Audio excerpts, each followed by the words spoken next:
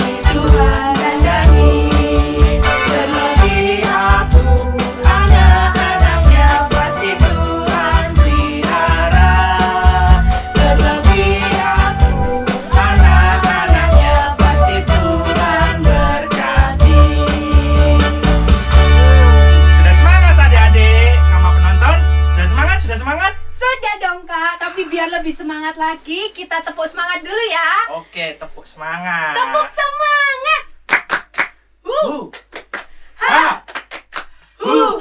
Jos. Wah, josnya belum kedengaran nih Kak Rio. Kita ulangi sekali lagi ya. Oke. Tepuk semangat.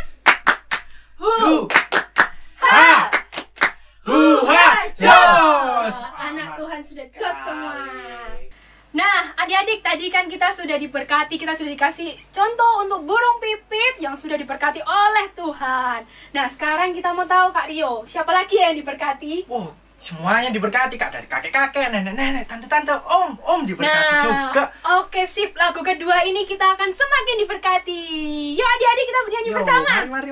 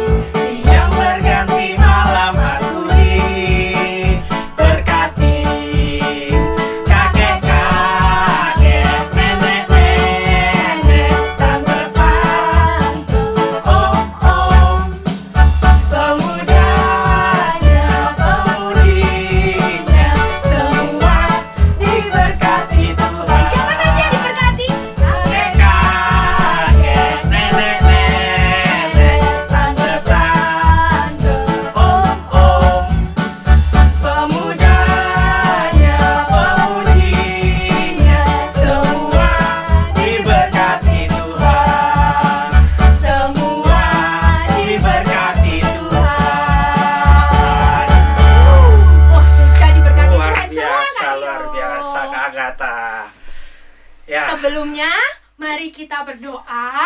Kita sebentar lagi mau mendengarkan firman Tuhan. Kita awali dengan berdoa dulu ya adik-adik. Kita angkat satu buah pujian. Kita ucapkan selamat pagi kepada Tuhan Yesus Kristus, kepada Allah Bapa kita.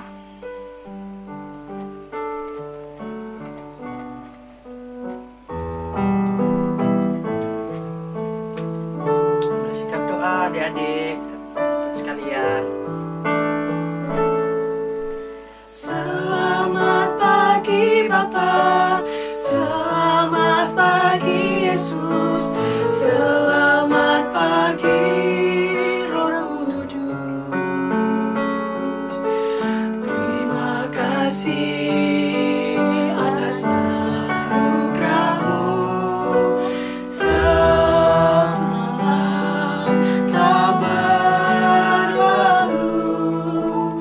Ku memuji, ku bersyukur, ku muliakan nama-Mu. Allah Bapa, Putra dan Roh Kudus, terima kasih. Dengan lebih tenang kita nyanyikan sekali lagi pujian ini. Selamat pagi Bapa, selamat pagi Yesus, selamat pagi Roh Kudus. Terima kasih atas anugerah-Mu, semalam telah berlalu. Ku memuji, ku bersyukur, ku muliakan nama-Mu. Allah Bapa, Putra dan Roh Kudus, terima kasih. Dalam nama Bapa dan Putra dan Roh Kudus. Amin. Selamat pagi Allah Bapa, Selamat pagi Allah Bapa, Putra, Allah Putra, Allah Roh Kudus. dan Allah Roh Kudus. Selamat pagi Bunda Maria. Selamat pagi Bunda Maria. Kami semua ucapkan Terima terima kasih kasih atas pagi yang indah ini. atas pagi yang indah ini. Kami bisa berkumpul Kami bisa berkumpul memuliakan nama-Mu. untuk memuliakan nama-Mu. Terima kasih Terima atas kasih berkat anugerah-Mu atas berkat yang anugerah-Mu Kau curahkan yang Kau curahkan hari ini hari ini dan sebelum-sebelumnya. dan sebelum-sebelumnya. Ya Bapa, Ya Bapa, bimbinglah kami semua bimbinglah kami semua untuk mendengarkan firman-Mu, untuk mendengarkan firman-Mu, dan bukalah hati telinga kami dan bukalah hati telinga kami untuk menerima firman-Mu. firman-Mu Kemuliaan kepada Allah Bapa, Putra dan Roh Kudus seperti pada permulaan, sekarang, selalu, dan sepanjang segala abad. Amin. Dalam nama Bapa dan Putra dan Roh Kudus. Amin. Nah, sudah berdoa, kita sudah berdoa. menyanyi memuji Tuhan adik-adik. Betul, Kakak. Sebentar lagi kita akan mendengarkan firman Tuhan yang akan dibawakan oleh siapa, Kak Rio? Dibawakan oleh Kak Ica. Oh, oleh Kak Ica. Kak Ica. Oke, selamat mendengarkan Dengarkan adik-adik. adik-adik. Selamat pagi adik-adik. Sudah siap untuk mendengarkan firman Tuhan? Yuk disiapkan Alkitab dan hatinya. Kakak tunggu ya. Oke, sudah siap Alkitabnya? Sekarang kita buka Alkitabnya bersama dari Injil Matius bab 13 ayat 1 sampai 23. Perjanjian baru ya. Sudah ketemu? Oke, kita baca bersama-sama ya. Perumpamaan tentang seorang penabur. Bacaan diambil dari Injil Matius bab 13 ayat 1 sampai 23. Baca bersama-sama ya. Pada hari itu keluar Yesus dari rumah itu dan duduk di tepi danau. Maka datanglah orang-orang banyak berbondong untuk mengerumuni dia, sehingga ia naik ke atas perahu dan duduk di situ. Sedangkan orang banyak berdiri di tepi pantai. Dan ia mengucapkan banyak hal dalam perumpamaan kepada mereka. Katanya, ada seorang penabur keluar untuk menabur. Pada waktu ia menabur, sebagian benih jatuh di pinggir jalan. Lalu datanglah burung dan memakannya hingga habis. Ayat 5, sebagian jatuh di tanah yang berbatu-batu, dan tidak banyak tanahnya. Lalu benih itu pun segera tumbuh karena tipisnya tanahnya. Tetapi sesudah matahari terbit, layulah ia dan menjadi kering karena tidak berakar. Sebagian lagi jatuh di tanah yang bersemak duri. Lalu semakin besarlah semak itu dan menghimpitnya sampai mati. Dan sebagian jatuh di tanah yang baik lalu berbuah. Ada yang 100 kali lipat, ada yang 60 kali lipat, dan ada yang 30 kali lipat. Siapa bertelinga hendaklah ia mendengar. Ayat 10, maka datanglah Yesus murid-muridnya dan berkata kepadanya, mengapa engkau berkata-kata kepada mereka dalam perumpamaan?